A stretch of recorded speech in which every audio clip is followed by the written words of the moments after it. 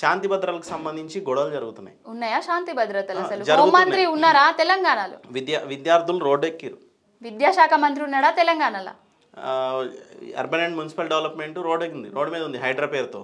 అసలు హైడ్రా అనేది ఒక హై డ్రామాను క్రియేట్ చేసి వాళ్ళ డ్రాలన్నీ ఓపెన్ చేసి కమిషన్లు తీసుకొని వచ్చి డ్రాలన్నీ ఫిలప్ చేసుకొని పైసలతోటి మూసేసుకున్నారు. హైడ్రా ఎవరి కోసము? ఏంది నువ్వు తెస్తా అన్నది? ప్రజాపాలన అన్నావు, ఇందిరమ్మ రాజ్యం అన్నావు, ప్రజల కోసమే మా రాజ్యాన్ని అని చెప్పినావు. అసలు ఎవరి కోసం? ఒకసారి ఇది చూడండి, ఎంత అసలు కడుపు తరక్కపోతుంది.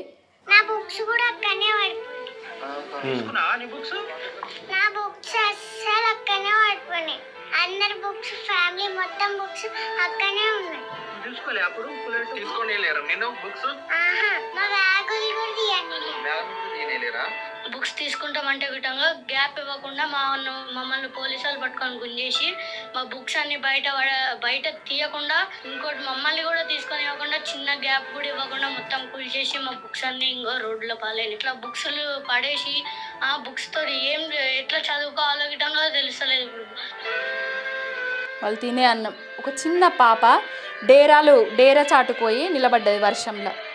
అంటే ఈ కాంగ్రెస్ పార్టీకి, ఈ రేవంత్ రెడ్డికి పేద ప్రజలు అంటే ఇష్టం ఉంటుందా అనేది ఈ వీడియో చూస్తేనే అర్థమైంది. వాళ్ళను అంటే వాళ్ళ ఇల్లు కూలగొట్టిండ్రు, బుక్స్ తీసేసిండ్రు. ఆ చిన్నపిల్లలకి ఏం తెలుస్తుంది? వాళ్ళ కన్నీళ్ళకి కారణం ఎవరు అసలు? వాళ్ళ గోస, వాళ్ళ ఉసురు తలిగి రేవంత్ రెడ్డి పోడా? చెప్పండి. అంటే కూలగొడుతున్నాడు కదా, ఎన్కన్వెన్షన్ లాంటివి కూడా కూలగొడుతున్నాడు. ఇప్పుడు ఎన్కన్వెన్షన్ కూలగొట్టిండు, పొంగులేటి శ్రీనివాస్ రెడ్డిది కూలగొట్టిండా, కేవీపీ రామచందర్ది కూలగొట్టిండా, వెంకటస్వామిది కూలగొట్టిండా, పట్నం మహేందర్ రెడ్డి వాళ్ళది కూలగొట్టి, ఎవరిది కూలగొట్టిండు? అది ఓన్లీ ఎన్కన్వెన్షన్ కూలగొట్టింది. ఏమైందంటే అది కమిషన్ల కోసం ఎవడన్నా పెద్దోడు భయపడతాడు కావచ్చు, నాకు వస్తాయి కావచ్చు అనేసి కూలగొట్టిండు. గబగబా ఉరికి రాగానే పెద్దోళ్ళకి స్టేలు, హైకోర్టు నుంచి ఆర్డర్లు తెచ్చుకొని గమ్మునున్నారు. పేదవాళ్ళు ఎక్కడికి పోవాలి? వాళ్ళు రోడ్లు పాలైనరు. ఎన్కన్వెన్షన్ కూలగొడితే నాగార్జున ఏమన్నా రోడ్డు మీద వచ్చి పడ్డా? రోడ్డు మీద పడుకున్నాడా? లేకపోతే వర్షంలో డేలాల చాటుకు ఏమన్నా నిలబడ్డా? కూర్చున్నాడా? ఈ హైడ్రా విషయంలో అన్ని పార్టీలు సైలెన్స్లో ఉన్నాయి, ఈవెన్ బీజేపీతో సహా. బీజేపీ సైలెన్స్లో ఉంది. ఒక రకంగా స్పందిస్తుందంటే బీఆర్ఎస్ పార్టీ ఒకటి. సో అందరు ఇంత సైలెంట్ వహించడానికి కారణం ఏంటి? దీని వెనకాల ఏదైనా స్ట్రాటజీ ఉందా? అంటే అందరూ వాళ్ళ అందరు ఒకటి. ఇప్పుడు బీజేపీ ఉన్న కాంగ్రెస్ పార్టీ తెలంగాణలో ఒకటని అందరికి తెలుసు. మొన్న ఎంపీ ఎలక్షన్లలోనే అందరికి అర్థమైపోయింది. బీఆర్ఎస్ పార్టీ ప్రజల పక్షాన కొట్లాడుతున్నది. ఈ హైడ్రా విషయంలోనే కానీ, రైతు బంధు విషయంలో కానీ, రుణమాఫీ విషయంలోనే కానీ, అన్ని విషయాలు అసలు మౌనం వహిస్తూ ఉంది బీజేపీ పార్టీ. దేనికోసమో ఈ మౌనం మనకైతే అర్థమైతలేదు. ఇప్పటికైనా బీజేపీ పార్టీ ఉన్నదా అసలు తెలంగాణలో?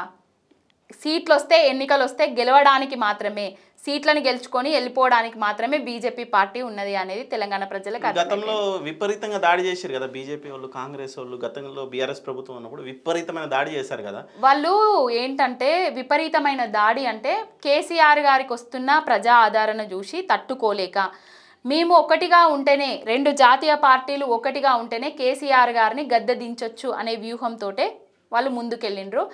మేము ఏమైతే ప్రజలు మా వెనుక ఉన్నారు అని మేము అనుకున్నాము, కానీ వాళ్ళు చెప్పే మాయ మాటలను మేము తిప్పి కొట్టడంలో కొంచెం వెనుకబడ్డాము అనేది నిజం. ఆ మాయ మాటలను వాళ్ళే తెలుసుకున్నారు ఇప్పుడు అధికారంలోకి వచ్చిన తర్వాత ఏం జరిగింది, ఏమవుతుంది అనేసి.